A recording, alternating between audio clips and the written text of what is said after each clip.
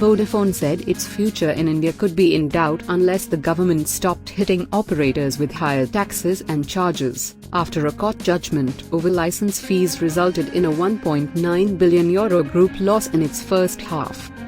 Chief Executive Nick Read said India, where Vodafone formed a joint venture with Idea Cellular in 2018, had been a very challenging situation for a long time, but Vodafone Idea still had 300 million customers, equating to a 30% share of the sizable market.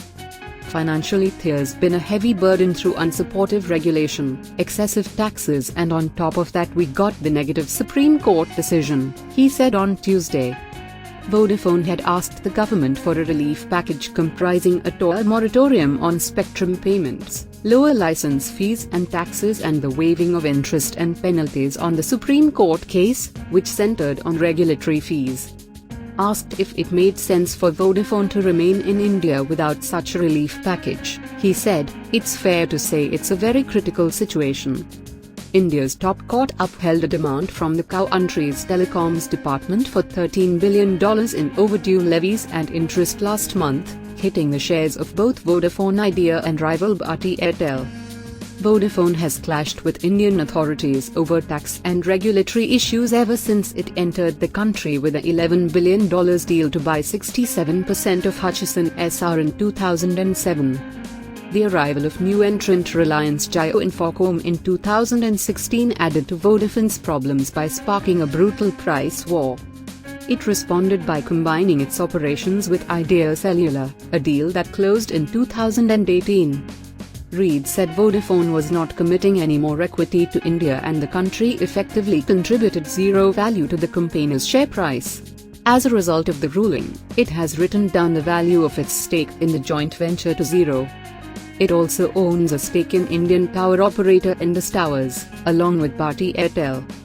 Vodafone's shares were up 1.7% at 163 pence at 1040 GMT as investors focused on an upgrade to its earnings forecast rather than India. Upgraded forecast. The world's second-largest mobile operator reported improving organic revenue growth with signs of improvement in Spain and Italy and as it integrates a German cable acquisition. It said organic service revenue rose 0.3% in the first half, as it returned to growth in the second quarter, while organic core earnings rose 1.4%. It increased its forecast for adjusted core earnings to €14.815 billion from its previous forecast of €13.814.2 billion, but said India and lower cash flows following the sale of assets in New Zealand meant free cash flow would be around €5.4 billion, rather than the at least €5.4 billion previously forecast.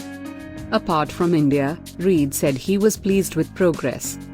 This is reflected in our return to top-line growth in the second quarter, which we expect to build upon in the second half of the year in both Europe and Africa, he said. Read cut Vodafone's dividend for the first time in May after tough market conditions and a need to invest in its networks and airwaves caused him to backtrack on his pledge not to reduce the payout.